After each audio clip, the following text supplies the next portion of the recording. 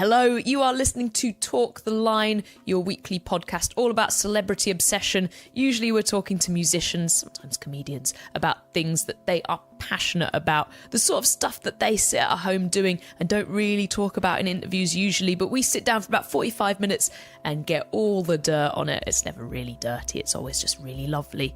I'm Jen Long. We upload a new episode every Friday and you can download it straight to your listening device just by subscribing. It is that easy. You can check all our previous episodes at talktheline.blog from the likes of Tracy Thorn, Mur from Impractical Jokers, through to Dan from Bastille. You can follow us on social media. You know how to search for things. I'm not going to bother talking you through that. This year sees the return of the Vaccines, arguably one of the UK's most successful guitar bands of the decade, with their fourth album, Combat Sports. Now, with a 5-strong lineup, the upbeat and contagious record finds the Vaccines moving forward with a re-energized take on the indie rock and roll sound that made their name. The record's title was inspired after singer Justin Young and guitarist Freddie Cowan came to blows on the last day of recording. "We've never been shy of telling home truths to each other," says Justin. "We're like brothers, and brothers fight." Regular listeners might remember bassist Arni's appearance on Talk the Line almost a year ago, where he talked about Icelandic history, and you can find that episode at talktheline.blog. But on today's podcast, we're with singer Justin, exploring the relationship between running and mental health. Shall we start? Yes. With your running schedule and what's your kind of experience? When did you begin running? How often do you run? I guess I started running in cross country at school. Oh God, yeah. Yeah, but the weird thing is that when I was even in cross country, I remember I was the weird guy that liked it. Really? Yeah, and I guess because I was maybe better than I thought I was going to be at it, or maybe I tried slightly hard. Maybe I was oh, this is actually something I could do better than all my friends at, unlike any other sport. And I guess that's that's motivation in itself when you're young, isn't it? If you're oh, hang on a sec, I'm running faster than 90% of my class. So I guess I liked it. And then weirdly, my dad got into it when he was in his 30s, and we grew up in the New Forest, so you could just run out onto the forest, onto the enclosure in this weird English safari, pigs and horses and cows and stuff. Yeah, so I just me and my brother would just go with him.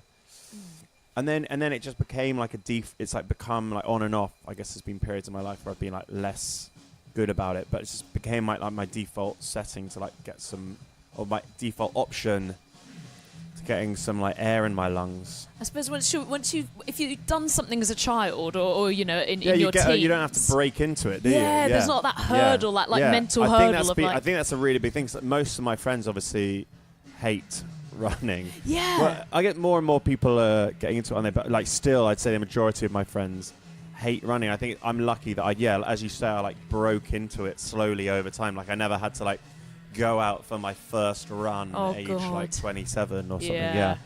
And I suppose as well, in terms of the physical hurdle, because there've been periods that I ran when I was at school, and I did a bit then, and then didn't do so much at uni, and then trying to start out running again. Yeah. Those first few runs, it's just stopping. It's hellish, and actually the weird thing is I wanted to kind of say at the top of this that I don't actually love running. Right. There are times when I do, but often I really don't. It's more for me what I get from it. Yeah. I take a lot more out of it than it takes out of me. That feeling, that feeling afterwards, and also I feel on so many levels, which I guess we'll get to, mental, physical and creative. I've kind of I've used it to my advantage. And there are some days I really don't like living in London through the winter. There's nothing I like about running. I dread it every day. Or in the summer sometimes when the air gets so thick. Right, and then you just you're breathing in kind of syrup, hot syrup. Yeah. But it's so it's it's weird really. I have mixed emotions about it. But it's just something I've just always done. And also it's kind of, the other thing that's weird about it is I think that on face value people might take it to be at odds with a kind of hedonistic rock and roll lifestyle. Yeah. But on the contrary, I actually think it's it's eccentric. The fact you'd run anywhere is eccentric to me. It's like we don't live on, like we don't live in the Okavango Delta anymore in Botswana. Like it's like, where are you running to? It's like weird to me. It's like Forrest Gump. And also it's like incredible. There's no like elitism. There's no like machismo element to it. Like it's very like leveling. You don't need any equipment. You don't need any money. It's not competitive if you don't want it to be. It's actually like a very like personal, inclusive thing that anyone can do. And it's such an easy, like I'm not sporty. Like I've never lifted I hate gym culture. Like I hate that kind of like definition of masculinity. Like I don't like competitive sport. I feel like it's such an easy way to give something back to your heart, in return for all the horrible things you put it through as a musician. Oh my God, yeah. Like, whether they're like emotional or chemical or you know what I mean? It's like yeah. Yeah, and also that kind of trope of the like raging rock and roll star downing whiskey and smoking loads of joints and smashing loads of drugs. Yeah. It's like, it feels a little bit tired in 2018. And I mean, it's never been more unfashionable, has it? That kind of like, yes, sunglasses, cigarette, and leather jacket. I think it's so kind of, it's what your dad thinks a rock star is. Yeah. That said, I think there's a lot to. I get a lot of enjoyment from that kind of pantomime rock star of yesteryear and of today. Like I think there's a lot still to be taken from that. But yeah, and also just like, who says you? I mean, I sound like my dad now, but like, who says you can't do both? You know what I mean? And actually, I run so I can do the other stuff as well. Like, you know what I mean? It's like you get to a point in your life where you realize you're only here for like a finite amount of time and you probably will die of clogged arteries if you like do all your interviews in the diner and only smoke and drink and don't run at least like 3-4 times a week. Yeah. So I suppose it's like just like working out what you can get away with if you don't want to die in 15 years. No, definitely. Yeah. I couldn't agree more. As someone who's actively trying to avoid these chips right now. Me too, yeah. So what is your running routine then? Do you do 3 to 4 times a week? Do you try and stick to something? Yeah, 3, 4, 5 times a week. And then I have like different routes in London depending on how energetic I'm feeling or how much time I've got. I try and go on the cover of darkness. Do you? Yeah, because I don't like, because I live in quite like a populated area. Well, it's London, right. but like, yeah. And I live around, lots of friends live nearby and friends of friends. And, it's not something I really want to be seen doing. No, I guess a lot of people might not recognise you actually. Yeah, I mean, I guess I wear like a hat. I like wear a hat and like I wear like a a tip my brother told me was you always get flu and cold from your neck. So I've started wearing like a like one of those buffs that you just like protect, and I like put it over my on my mouth and nose. But. I mean, my friends recognize me, I think. I know, but sometimes when you see someone out of context, it's like you kind of, you know them, but you can't place them. I guess I just feel very exposed. Like, you're like, oh, look, someone's running. Oh, it's Justin.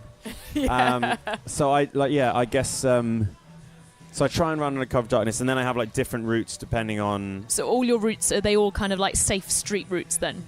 Because well, that's my like fear of going running after dark. Because I'm like, I'm going to go through the park, and then I'm like, oh. Actually, I did I live right next to Trellick Tower in Notting Hill. It's like the big Goldfinger building with the kind of you'll see it every time you drive past the Westway. But there's a little park that runs next to it, and I ran through the other night, and there was a man who I don't know if he was homeless. That were defecating in the middle of the park, and I mean that's like you kind of least of your worries, I think, in a park like that at that time of night. So I try, you're right. I try and stay in safe zones. So what are the lengths of the different routes that you have? So my short one is 5k, and then my long one is like 25k. Wow.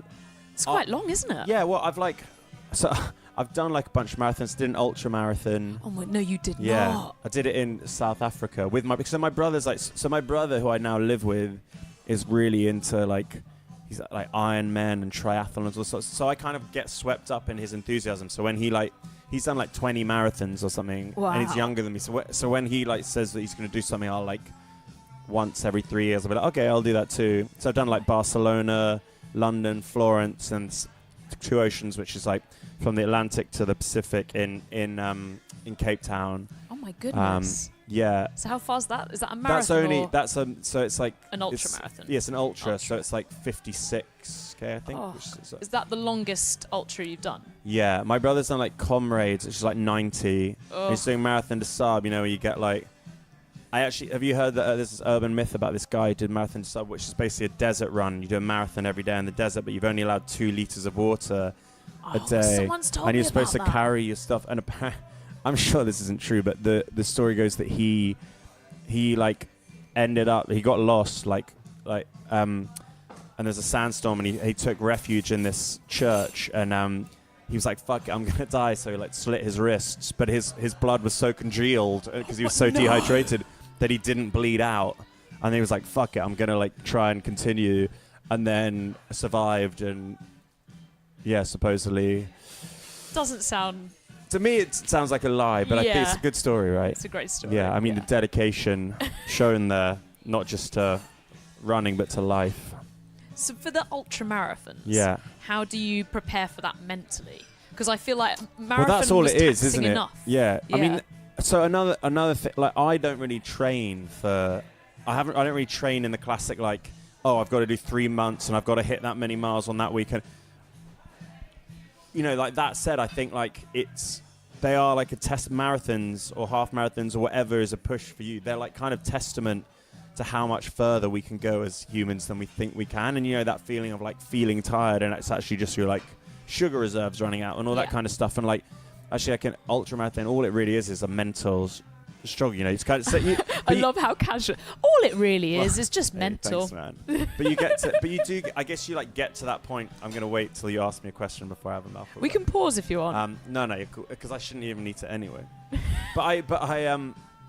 No, but you know, 90% of it is mental, right? And I, because actually, do you ever get that feeling where it's like almost easier to keep going than to stop? Yes, 100%. Yeah. Sometimes it's actually harder to give up if you're in the middle of something than just to see it through. Especially with running, if you're a certain distance away from home and you're like, well, I've gone this far. There's literally only one option is to keep going. Like that's the Actually, that's when that's a very weird situation you find yourself in, isn't it? When you're like, your only option is to keep doing the thing you hate to get to the place you want to go. But again, like I do think like there's a lot to be said for that, and I said, I don't always like running, but I think it's really important to be able to do stuff you don't necessarily. Maybe that's a bit sadistic, but I like pushing myself. But like I always think I was like, oh, if I can run a marathon, then like I can kind of do anything. Yeah. Because it's like it is physical, and I think there's different people have kind of different anatomies and different physical capabilities. So for me, like the idea of just running a marathon without having like a really plotted out training regime, like I don't want to be reckless and also like arrogant. Like, you know, like 5K is a seriously good, you know, it's a good effort for it's obviously it's a personal thing. But I did the first half marathon I ever did. I hadn't properly trained for it, and I got runner's knee because I wasn't like properly stretching and I hadn't built up my distance properly. So I guess for me it's like I couldn't just jump in and do a marathon or anything because I just wouldn't make it through. I would end up walking the rest of the way. Which isn't a cop-out. You still do a marathon, but it just feels like a cop-out a little bit. My mum actually, the first one I ever did was Florence, and my mum, aged like 60, did it. But it was kind of a one for like a running club. Like there was no one in like Pugsley Bear costumes or anything like that. You know, it was like running clubs and stuff. And my mum, I'd like never, you know, she was just like, I guess just doing it for the same reasons I just talked about. But she ran it so slowly that they started like clearing the course up. And she completed it, but we like looked at her times, and I like don't want to talk shit on my mum, but like she definitely cheated by mistake, because like all of a sudden you're like, how are you running like 3-minute miles for like the last because she'd obviously like she'd got lost and there were like no stewards left, so she just cut out like a big chunk of the end of the marathon. So if you're listening, mum, you've never actually done a marathon. Brutal. But then you kind of end up doing so much extra on the day in terms of like walking from the finish line to the, you know, to meet your friends and everything like that. You probably and that carries you a pretty long way, doesn't it? That's sort of like, exactly. Yeah, like as you say, she probably did walking there and walking back. She did, yeah. You did, mum. You're all right. Yeah. But then, so mentally, how do you prepare for something? Do you have to kind of do anything in your mind when you're going in for those long distances? Do you like have a mental approach to them that is somewhat different to just going for a 5K? No. Do you not? No, I don't think I do, because I think that I run slowly, and then obviously you're like, there's like actually when I was in Africa, like you're obviously like rationing like sugar and all that sort of stuff. When I was in on this African one I did, there's like an elevation of like 1,500 meters or something. Then at the top, there's supposed to be a water station, but they ran out of water. Oh my God. And people were behaving like, it was kind of like an angry baying mob. It's kind of like, it was pretty insane because the people like really needed water. Actually, to make that even more, to make that even more awkward.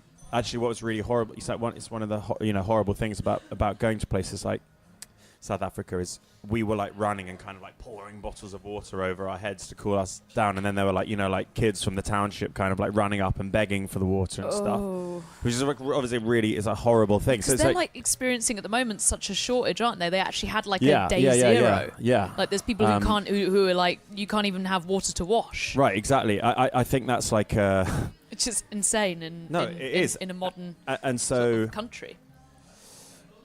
It really. Yeah, it puts things into perspective, as they say. But so that was like, that I felt quite. That was kind of not a nice element of it. Then, because we were going to talk about like mental health. Yeah. So it's just like, what are the challenges when you're going through? Do you ever, while you're running, do you ever feel like I can't get through this, or like I'm going to have to stop? I normally or, think, like, I always think I always think this is an opportunity to show myself that I'm stronger than I think I am, if that makes sense. Yeah. Like it's like you've come, it's such a, you're kind of like, there's such tangible markers on that road to kind of whatever your sort of goal is, that like you've come that far that it's sort of easier. Very few people give up when they're in that situation, which I think is like an amazing thing. But for me as well, like, on like the mental health thing, I suffer really badly from anxiety and like stress and I guess like anxiety more than anything, and it's just like, it's like the feeling. One thing that's really amazing about running is like, I'll always like turn off my phone. If I take it, I'll like listen to music, but like, so you kind of separate yourself from the outside world, and it's like, it's one of those things where whether I've enjoyed it or not, like I really like reconnect with myself. Like I feel like incredibly human. That feeling when you just get back from a run and you're like, there's no kind of like haze. There's nothing between you and who you are, and you feel incredibly connected to yourself. Yeah, no, just absolutely. For that kind of part endorphins, part achievement, and also just that sweat, that primal. It's a very primal. As I joked about at the beginning of this, it's like a very primal thing to do. And I do. Particularly with the mind that I have and the city that I live in, like I think we all, constantly feel very kind of like trapped and agitated. This feeling where I like just want to fucking run.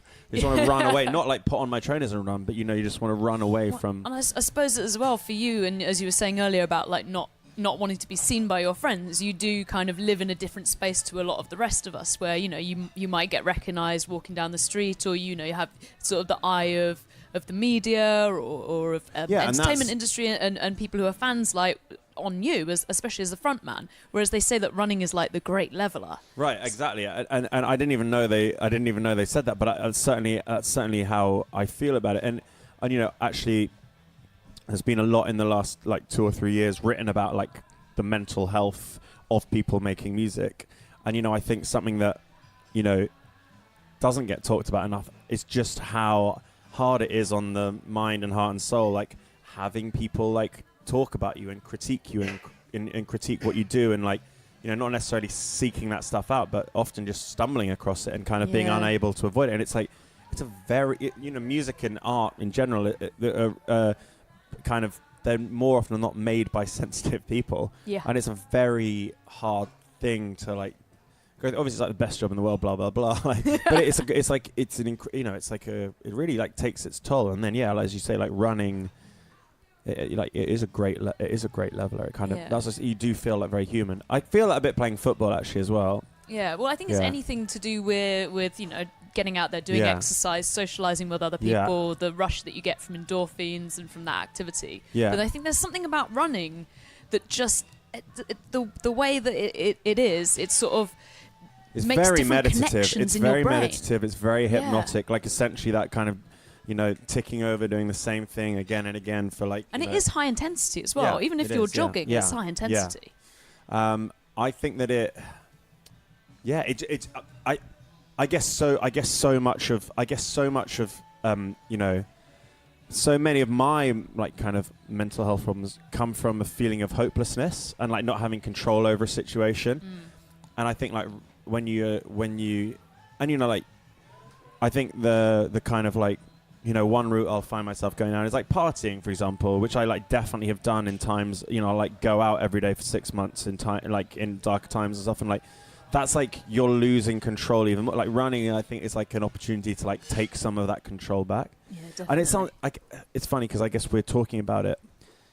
If you don't run, it's quite an abstract way to talk about something, isn't it? And it's also, I don't feel it's probably make it any more attractive talking about it like this, but like, it's a hard thing to really explain unless it's a feeling really rather than isn't it? I don't know. Really, yeah. I think there's something romantic about it in that sense as well, where like sometimes when I do think about, you know, like a kind of crisp, clear, bright morning and you get up and you get out there and it's like that sort of, you know, going down a canal or through a park and it's all beautiful and green and it just makes you feel a bit more alive. Exactly. And there's something really romantic about that. And that's I completely agree. And that's another, you know, like quite often if I'm in hotels and with jet lagged or whatever, I'll use the treadmill. But then there's other times where I'll like really make an effort to like go, particularly if it's like sunny outside, I'll like make an effort to go out and like run around the city we're in. And that's, you know, like I honestly have had like some of my like favorite life memories have been, I don't know, like running up to the observatory in Griffith Park in LA, or like running, you know, like down the West Side Highway in New York, or like through Surrey Hills in Sydney, and all these like, you know, like amazing places. It's like things you'll never forget, and you kind of see that, you know, see the cities in a way you wouldn't otherwise see them. I mean, that in itself is like good for the soul, isn't it? Yeah, and I don't know. I don't think that running as an exercise form, so like running, the actual motion of running, is the same as like going for a run. So like you say on the treadmill. To me, there's very like it's very different to run on a treadmill to running outside. I mean, you know, obviously it's better on the knees. There's more cushioning. The treadmill is really just like a means to an end. It's like if I want to like run off some of the jet lag, like earn my right to have like 25 bottles of local beer that night and like 17 tacos, and like, you know what I mean? And also like, that's the one time when I get competitive with myself. I'll like try and time myself on the treadmill to like see how fast I can go. And also just to give yourself something else to occupy your mind, because it's not the most interesting of things. It's actually, you can kind of go insane on a treadmill. I have to say, like, it's pretty like, it's Whereas pretty hardcore. I feel like when you're outdoors, it just, the scenery disappears far quicker, and before you know it, you can have run, you know, 5-6 miles. And, you know, also been talking about it kind of being this very personal thing, but it's also like the camaraderie you get from like doing it with someone as well. I think it's like an amazing thing. And then we did a podcast with Tracy Thorne a couple of weeks ago where she was talking about walking, and she goes on a lot of long distance walks with a group of friends, and she was saying how you get into that rhythm and you kind of, your mind sort of clears, and then you just start having these really deep conversations because you're not looking at each other, you're looking ahead. And it's exactly the same, that like rhythm of running that brings these things out of you that you wouldn't normally talk about sat face to face with someone in the pub. No, I completely agree. It can be really therapeutic. And it in like time warps. And then I also find as well, you kind of, once you get to a certain point on the run, you're like so tired and out of breath that you really only end up talking about the things that matter. Yeah. I don't know. I love running with other people actually. And you kind of, and actually that carries you a lot further. You can kind of end up going twice as far as you thought you could, because you're kind of in it together. I don't know. There's like, they've done, and it's not, you know, at first I always thought the idea that running and physical exercise were good for your mental health was sort of like just kind of like conjecture, or just, you know, like a sort of, well, of course it's good for you because you get endorphins. But there's definitely, they've done a lot of studies into it, and they found that it's, in some cases for depression, it's as successful as taking antidepressants. I absolutely believe that. I mean, that's like a scientific fact. No, I absolutely believe that, and I you know, going back to that feeling of like, I don't know, I think particularly when you live in a city like we do, like that, you do constantly sort of feel I feel trapped, like closed in, you know. And I think that is the root of so many. It's why it's one of the reasons people feel so good when they go on holiday, because all of a sudden there's like endless beaches, or, you know, you kind of suddenly have personal space again. And actually, like, running is a very good way of orchestrating your own personal space within spheres that you wouldn't like kind of otherwise find it. I don't know, you know, it's sort of... And it's really, really difficult to look at a screen while running. Yes. Which is such a wonderful escape. But that's the other thing. I'm not into like thermals, or like the, you know, like a lot of people get quite techie with running, and they're like Strava and all that kind of stuff. Yeah. Screen... Do you have your phone on your arm? Yeah. Do you see? I don't even do that because I just kind of want to be like free from all of it. It depends what sort of run I'm going on. If it's just a kind of like 2 or 3 miles around the block in the morning, just like do some exercise for the day, so that you say you can then have a few beers and a pizza later. Like fine, I just go out and run and not worry about it. And sometimes it's nice not to have anything in your ears, like anything preoccupying actually yourself. that's another thing I actually wanted to talk. Another element that I wanted, I guess we got talked about, like the physical stuff, the benefits, which is whatever really, and then the mental, which I think are like a lot more important. But it was like creatively, like I had like it's helped me like immeasurably. Like so, whenever I write or like demo a new song, I'll always go for a run and listen to it on repeat because it like helps me with the tempo and the cadence and the feel and the mood and like melodies. Like I can really like study it with like no distractions. Well, this is the other thing that the effects of running that you wouldn't actually think about is that it's been proven to help your creativity as well as alleviate symptoms of mental health. And I often, I will also run with no music if I need to, if I need to think of a clever like lyrical refrain or like, and there is this whole thing that like they say like all the most powerful men and women in the world like run the world by running, because they have all their best ideas when they're out on their morning run. And actually like I feel like my mental capacity like doubles when I'm running as well. Like I'm like I spend most of my day like just kind of like in a daze, kind of like worrying that I've killed every brain cell I was given. But then all of a sudden like I run and I'm like, oh, hang on a sec, that's quite a clever idea. And I've thought of like artwork ideas, I've thought of video ideas, I've thought of like like song title, like anything you can imagine. Like in a weird way, it's sort of like I'm like working when I'm running almost. No, definitely. I think I always have my best like ideas and I always like find solutions to problems when I'm exercising in some form. But there's just something about the motion of running that kind of fires off different parts of your brain that you wouldn't, because most people think it's so like repetitive and it's just you don't need a high IQ to go for a run. It's one foot in front of the other. It's not like doing a certain sport like football where there's strategy, or like badminton, or even like rowing or anything like that. It's literally you just run. We all learned how to do it as a kid, so people think it's so simple. Which is ironic because pretty much all the people I know that run are clever. But yeah, it's actually I was reading just before we met about a study from the University of Arizona, I think, where they put people in like an MRI machine for a scan, and they compared the brainwaves of sedentary males to the brainwaves of competitive runners. And it was like the differences between their connections in their brain and the things that were firing off. It was so much more developed and active in the people who were physically active. Yeah. I like the sound. I know. Yeah. But it's really supposed to help with your ability to learn. I think offsetting dementia as well. They've done studies that prove that I'm countering that with my sugar intake. Though. Oh my God. Right now we are, But yeah, no, I've heard and read about that as well. I mean, I think that like in any way, other than for your knees and hips, because actually the other thing is they say you only got a certain amount of miles in you. That's another like weird. That's what they'll say. The other weird thing about running actually is that you hit your peak in your 30s. Most sports are your 20s. Running, you're actually like your capacity to run further and at a quicker pace is at its peak in your 30s. Oh, maybe I have got another marathon in me then. Well, no, honestly, and actually, then obviously you can, there's people running up into their like 70s, 80s, but that is like, we're entering the kind of peak of our running careers. And there's not many other areas that you can say that. No, not at all. The world worships youth. Yeah. Running does not. Yeah. When you were talking earlier about like having like certain things, like having your phone strapped to you, like I usually have podcasts for longer runs. Yeah, I like a podcast for longer run. But then the other weird thing is that listening to music makes me run faster. Does it make you run to the tempo of what you're listening to? Sometimes, yeah. But it annoys me that it makes me run quicker. So I sometimes will try and listen to. But then, do you never find that once you start getting tired, the people's voices start to grate? No, I drift off, and then I realise I haven't listened to anything they've been saying for like 10 minutes. And then, because you're running, it's really hard to stop and press the 15-second back button. Sometimes imagine that I was running with them, and that they were like talking in depth, for an hour and a half about Nietzsche.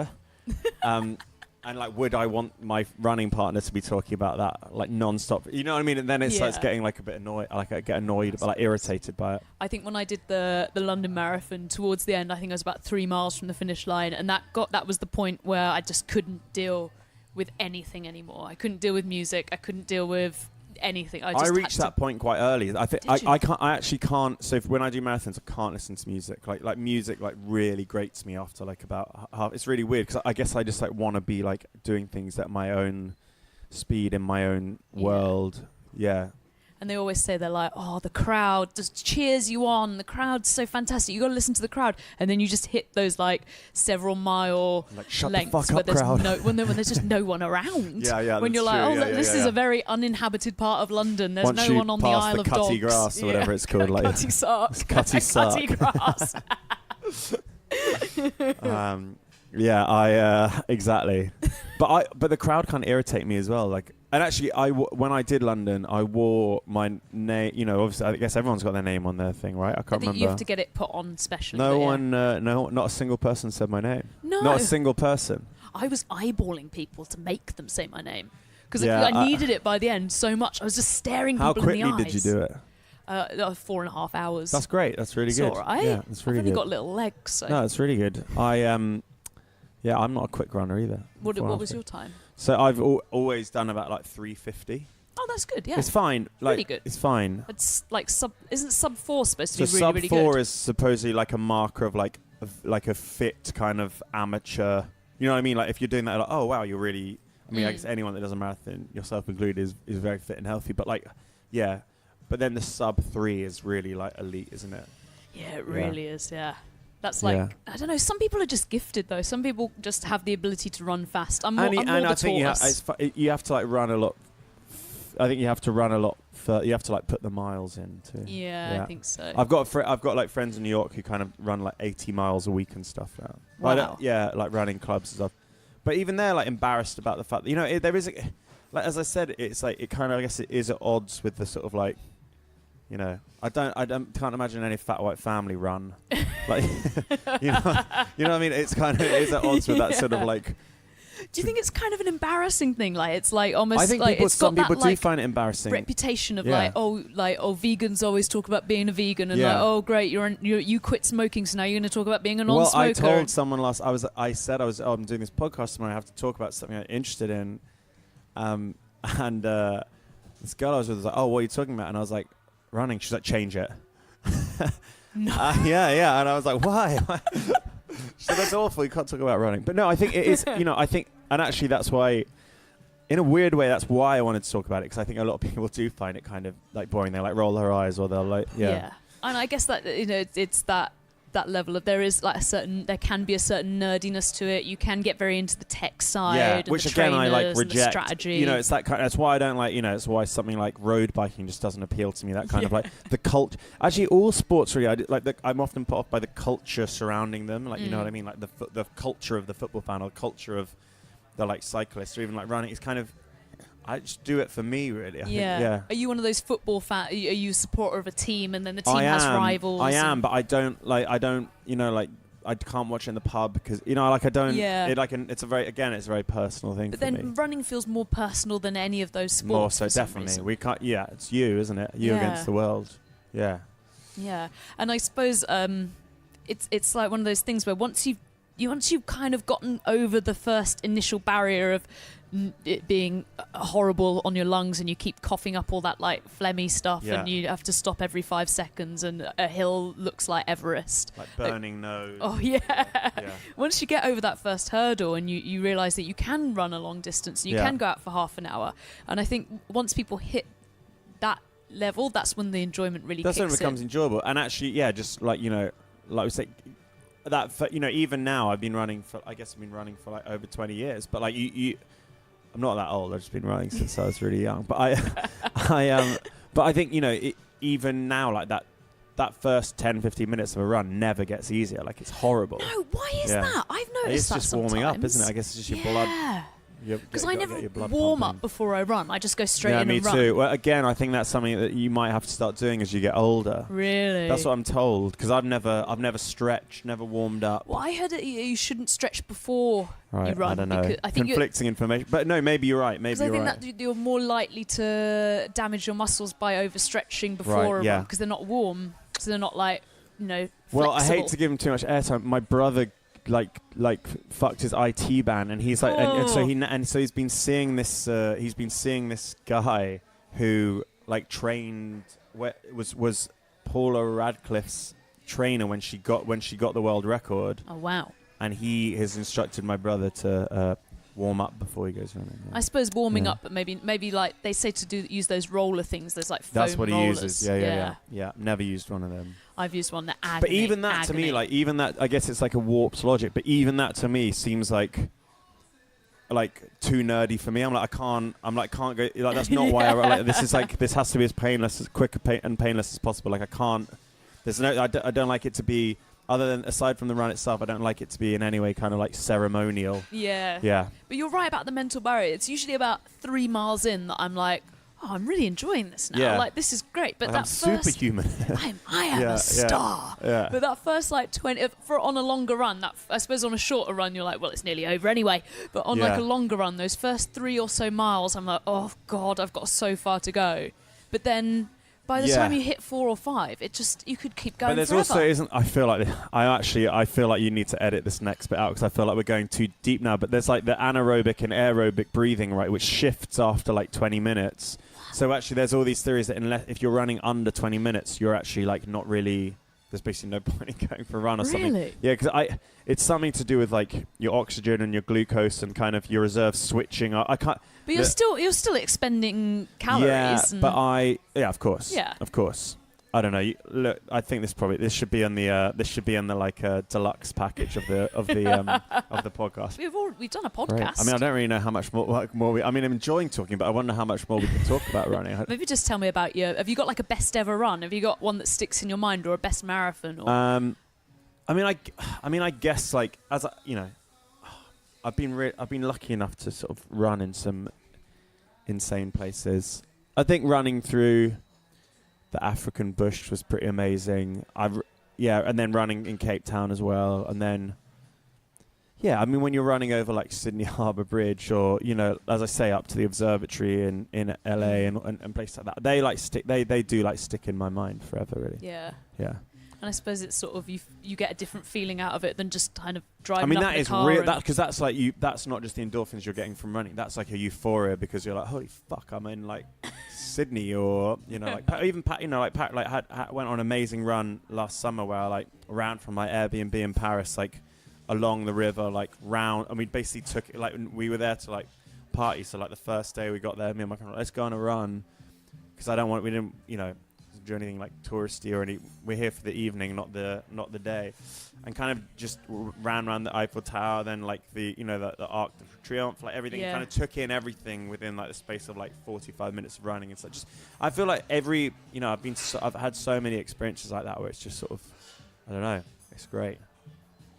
That's lovely. I really hope someone listens to this and they've never really run before and they're like, oh, I'll be terrible at running. I hate running. And they're like, I'm going to give it a go. I'm going to do one of those couch to 5Ks. Do you think they will? I think someone listening will. I hope so. I hope they tweet you and they're like, thank you so much, Justin, for getting me into running. DM me, don't tweet me. I don't have Twitter. You'd like to say that? Actually, probably best not to encourage that kind of behaviour. Anyway, good luck out there. A big thanks to Justin. You can find our show notes and previous episodes at talktheline.blog, including a chat with O Wonder on the theme of running, although that one is more loosely associated to the relationship between running and needing a poo. Next week, I'm talking to Jam Supernova about Shondaland. You have been listening to Talk the Line. I'm Jen Long. This podcast is by the line of Best Fit, produced by Paul Bridgewater with original music by Seams. Please subscribe to this podcast, follow us on social media, and if you're feeling really lovely today, it's nice weather. Come on, it's warm for once. Add a little sunshine to our day and leave us a nice review. See you next week.